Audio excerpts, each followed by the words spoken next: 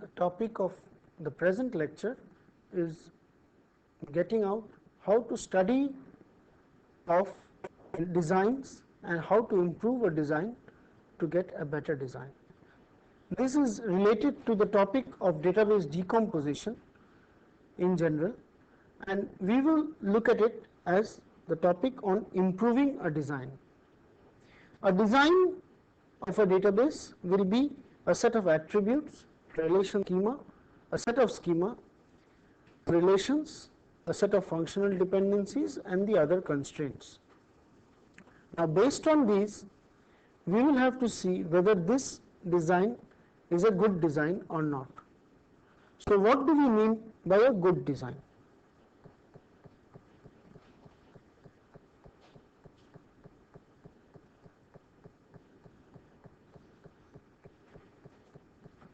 We are given a database and we are given a set of functional dependencies, and we would analyze this relational schema or relation and the set of functional dependencies and the other constraints and see whether it is a good design in terms of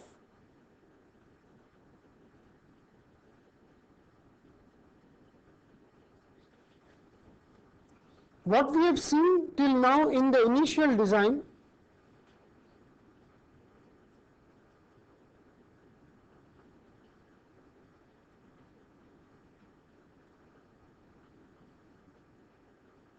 The initial design is adequate. It is adequate in the sense that it properly models whatever information I require to model. I have got all the constraints which I need to check, and I have got all the information which I have to provide. Similar to this is the design of algorithms. You can design a program or an algorithm which works, which for the given input works correctly for the given output. But to consider whether it is a good algorithm, the first thing that comes into the picture is that of efficiency.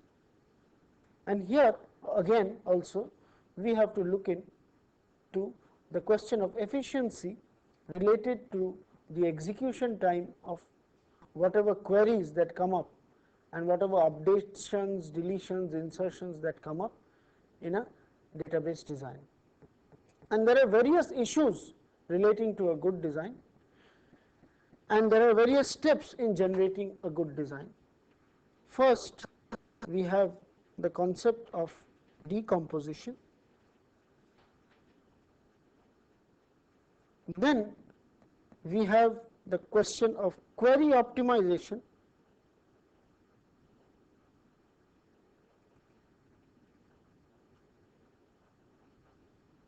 And finally, we have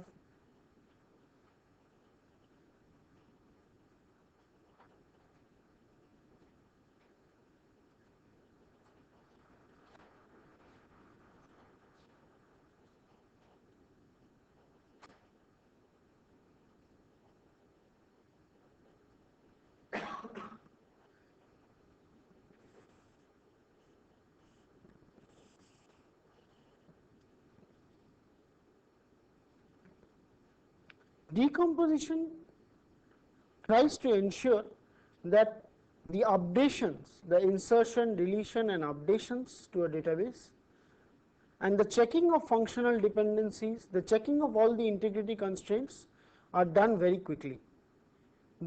They are done efficiently. That is the objective of decomposition. Query optimization tries to ensure that each query is evaluated fast,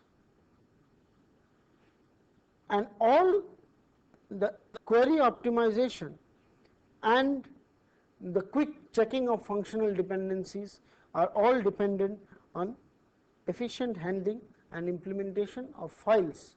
That is how the database tables are implemented at the low level. So, we will study the high level techniques first, and then we will study the low level technique. So, first we will look into the question of database decomposition.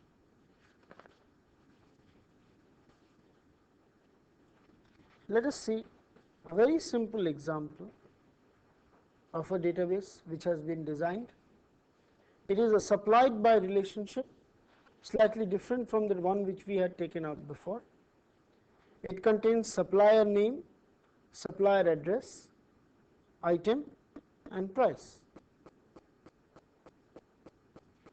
And we have got two functional dependencies. Supplier name gives supplier address, and supplier name and item together gives price. So, this means that a supplier name must have the same address, two supplier name, two tuples which have got the same supplier name must have the same address, and two tuples which have the same supplier name and item must have the same price. So, looking at it quickly, supplier name and item gives you the primary key or the candidate key for this relation. Now, let us look at it from the point of checking up the functional dependencies in terms of insertion, deletion. Let us look at it in terms of the space which is required to store these. Now, a supplier may supply thousands of items. Whenever you have a table which has got a supplier supplying one item, say sugar, then another item salt and another item, each case you will put in the supplier address.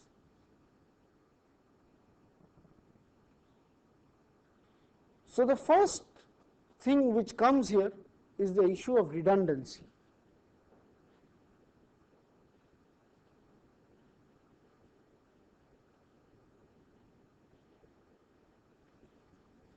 And this issue of redundancy grabs up a lot of space. But space is not the first and foremost criteria here. A lot of problems will automatically come up whenever there is redundant information like this. The first thing that will come up is the checking of functional dependencies. Whenever a new supplier supplies a particular item, the functional dependency supplier name to supplier address will be checked. Not only will that supplier address be there unnecessarily, that supplier address will have to be checked. So, that is the first problem that will come up. The second and more complex problem that will come up is if the supplier address is changed. He just shifts and puts in a different address. From 3 Mango Lane, he puts in 2 Chaurangi Avenue or something like that.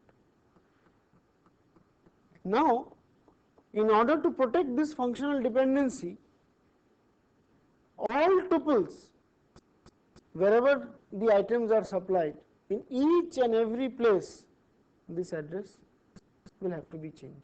Because if that is not changed, this functional dependency will be violated. So, that redundancy puts in a lot of extra effort and may lead to, this redundancy actually leads to difficulties in insertion,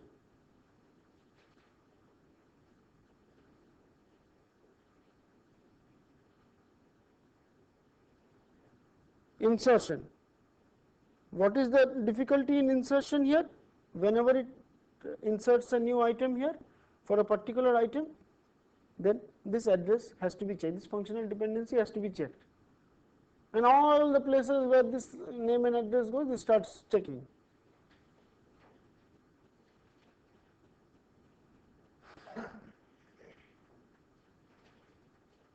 The deletion one is even more complex. The point is that if I delete this tuple and I start deleting tuples, and if a supplier currently supplies no item, I may lose the supplier name and address. If I have only this as my relational schema, then I may lose supply name and address which I may not want to lose. So if I don't want to lose that, I will put in null values. That is, whenever I find out, I will put in an assertion or a trigger or something like that, which says that now if I delete, after deletion, on deletion of an item, if I see that this supply name gets deleted from the old table, then I have to insert a new tuple which has got only name and address and null fields here. And if I put in this null concept, then I lead to difficulties in insertion. Whenever I insert a new tuple, I have to remove this null tuple. Or if I keep that null tuple, then I'll have to be careful when I check the functional dependency supply name, item and price. But I will put supply name, item and null and null. And I will unnecessarily not like to have many null tuples out there. And so a lot of problems will come up just based on having this redundant information.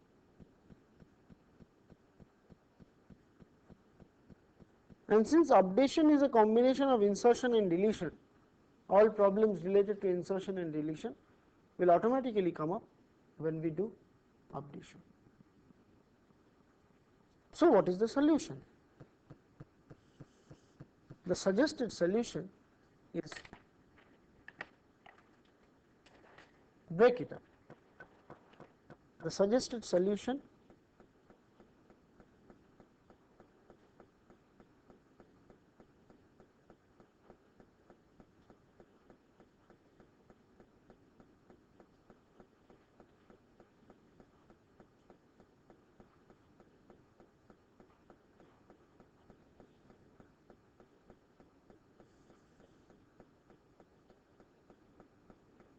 the next question is, how do you break it up? If we have to break up this into more than one relation, how do I break it up? The most natural way to break it up here in this particular problem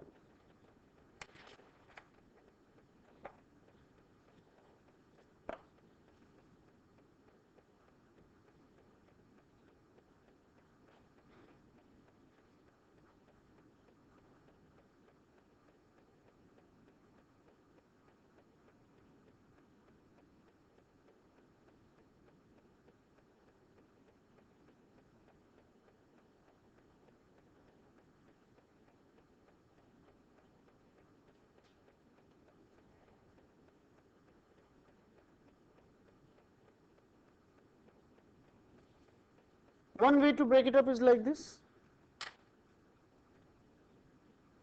With the same functional dependencies, sname to saddress and sname item to price. I will check this functional dependency here and I will check this here. Now I do not have all the problems which I envisaged previously, because for a supplier the address is only stored once, and if I change it here, it is sufficient to change it here.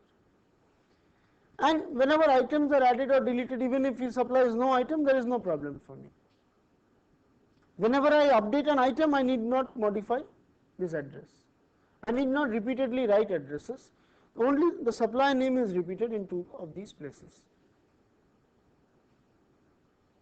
So I save myself from a lot of difficulties here, and this functional dependency is very efficiently checked. It is not required to be checked in any operation that goes on here.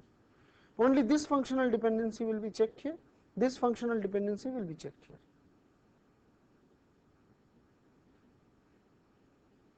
So that looks like a good design. At least compared to this is a much better design.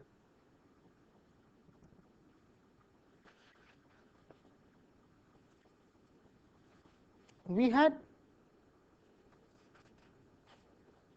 this problem. We had supply name, address, item, price. Suppose we broke it up into supply name and address and price.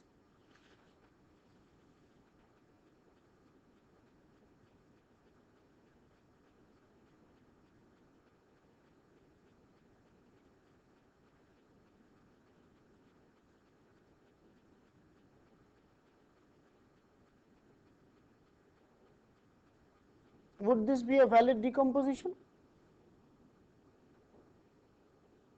Intuitively it looks very odd. Intuitively it looks very odd that supply name, this supply name supplies this item, and this is the address of the supplier, and this is the price. The difficulty will be that if this supplier item supplies this item at a price say 50, how will I know that? How will I know that supplier name XYZ supplies an item sugar at price rupees 50? What is the price at which supplier name XYZ supplies this item? I will not be able to know. So, when I decompose my original one, I must not lose my original adequacy information. Whatever I could get from that one, I must not be able to lose. I must be able to obtain. Is that obtainable here? Is whatever information could be obtained here, is it possible to obtain it from here? How? If the answer is yes, in this particular case it is yes, and in this particular case it is no.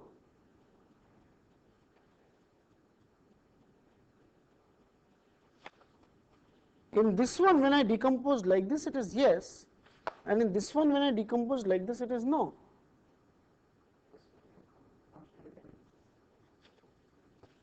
What is the inherent reason behind this? When will you say a decomposition is correct? That is, it does not lose information. We will say, look at this one.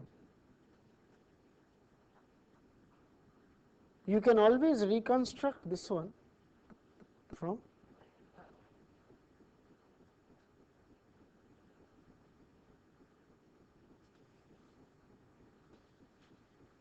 the original one can be recomposed, reobtained by doing a natural join of the decomposed functional dependencies. And in this particular case, you do a natural join of these two, you will get back this.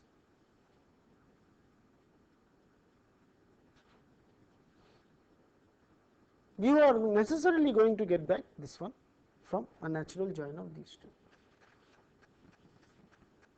But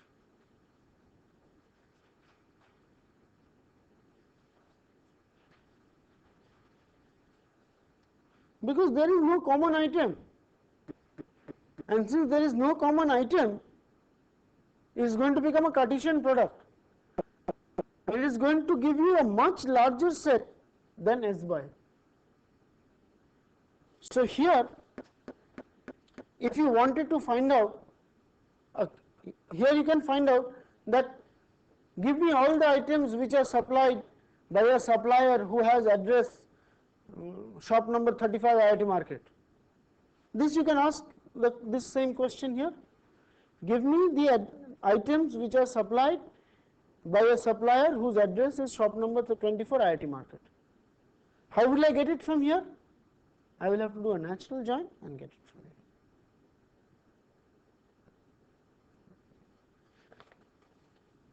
But if I try doing this, I will get all wrong answers.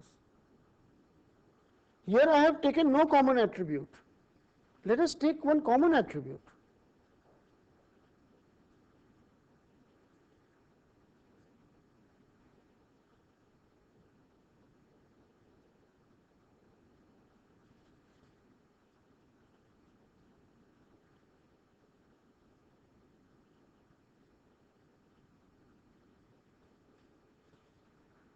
Will this be okay?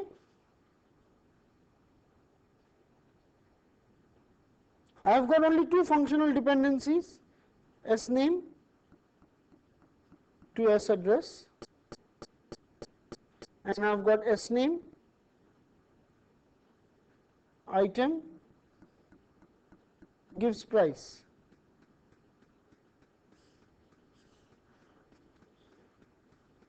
If I decompose into these two, will S by equal to P1 natural join P2? No, it will not be equal to P1 natural join P2. because item does not, it is just because this does not hold. You will have some extra information. You do a natural join of these two, and then you break it up into these two, you will see you get some extra information. So such decompositions are not allowed, they are not valid, and we will not have such decompositions. Such decompositions are called lossy decompositions, whereas a decomposition of this type is called a lossless decomposition.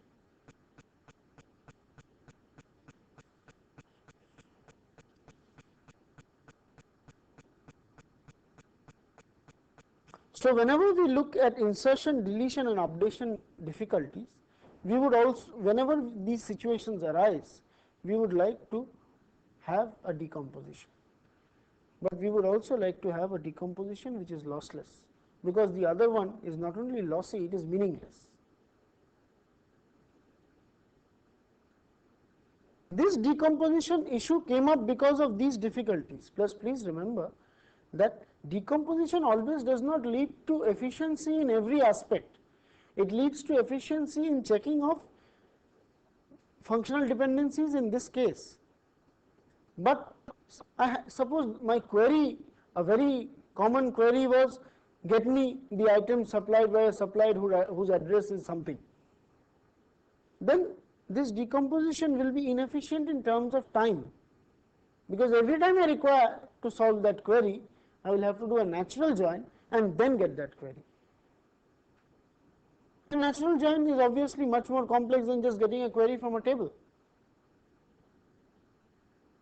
So when we look at the difficulties of redundancy, this decomposition comes up, but it has to be taken with a pinch of salt, and it has to be always remembered that when we come back to efficiency in terms of time, there are other issues, and the issues are related to those queries which may come.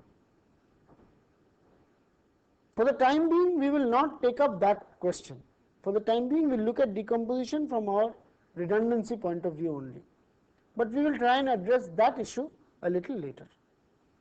First, let us understand what are the types of decomposition that we can have.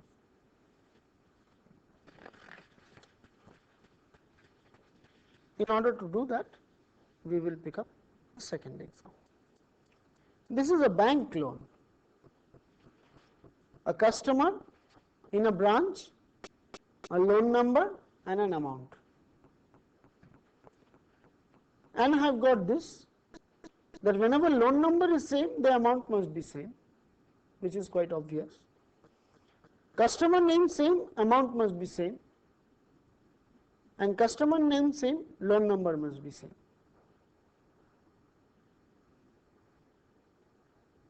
Which means that a customer can take only one loan. Customer, loan number, amount. So customer amount, this is redundant actually. This one is redundant.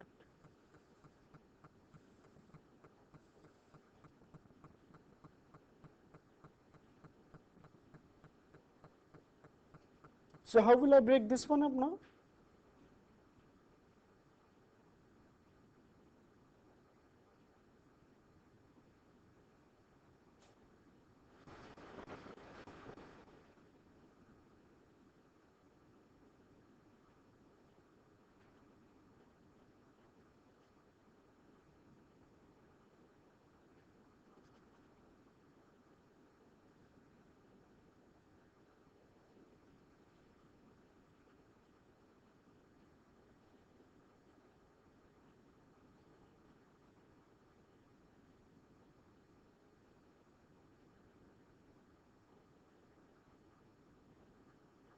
Will this be okay?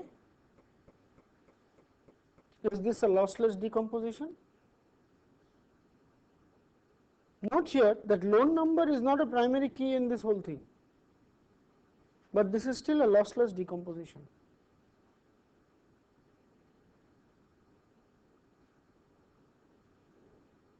Loan number is not a primary key here, but this is still a lossless decomposition. And when I break it up, I will check this one here and I will check this one here.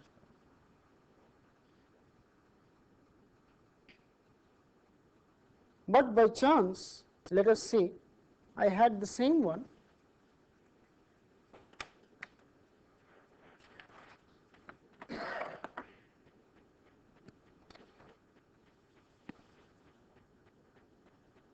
this is a loan C name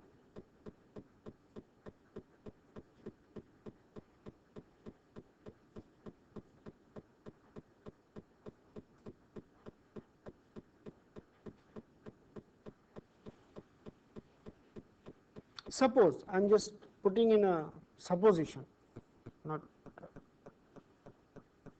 this may not be absolutely realistic just now. So, I have got C name to loan number, I have got loan number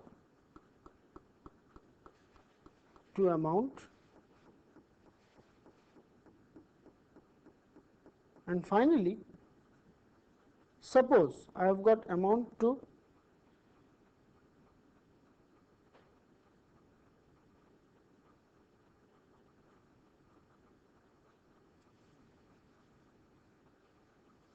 this means that a particular branch can give only if the 5 lakh rupee loan you can get only from that branch, 10 lakh rupee loan you can get from this branch, 20 lakh rupee loan you can get from another branch. That is what it means. Now, how will I decompose? I can decompose how? What will I do? Will I put L1 loan number amount, L2 C name, BR name, loan number? This is the previous one which we had done.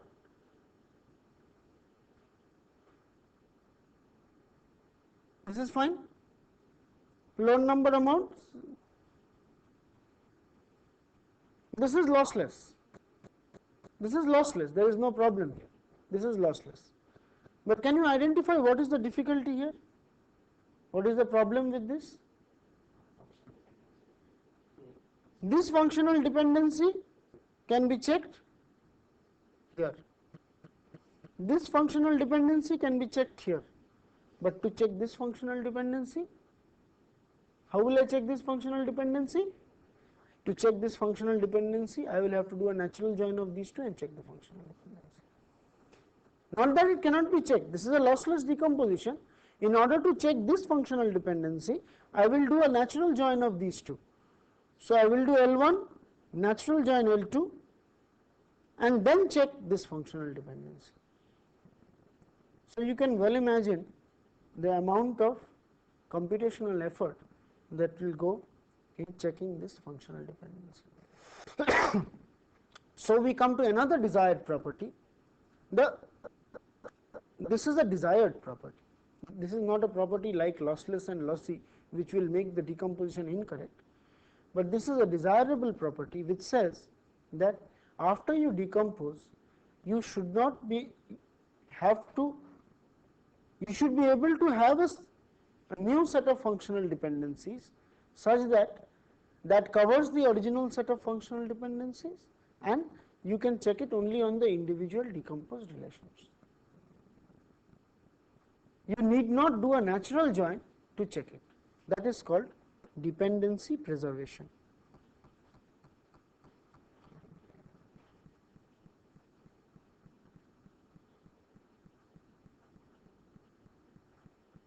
And in this one, dependencies are not preserved.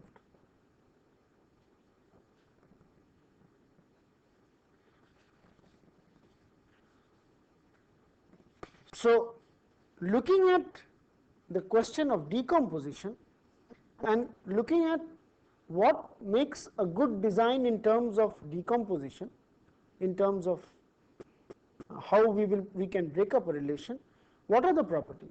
The first and the primary property was reduction of redundancy. And in order to reduce redundancy, we started to carefully decompose the relations. It has to be done very carefully, of which when you decompose, the first is a very necessary criteria. It is the lossless join. Otherwise, information will be lost. Some arbitrary extra information will actually come. And the second is a desired property of dependency preservation, because if you don't have dependency preservation, you will see that it will become computationally very inefficient in terms of checking the functional dependencies.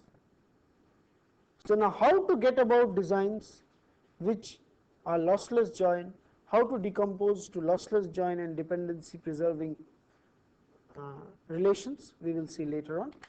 Therefore, we will stop today with the notion of what are the properties of a desired good decomposed database scheme.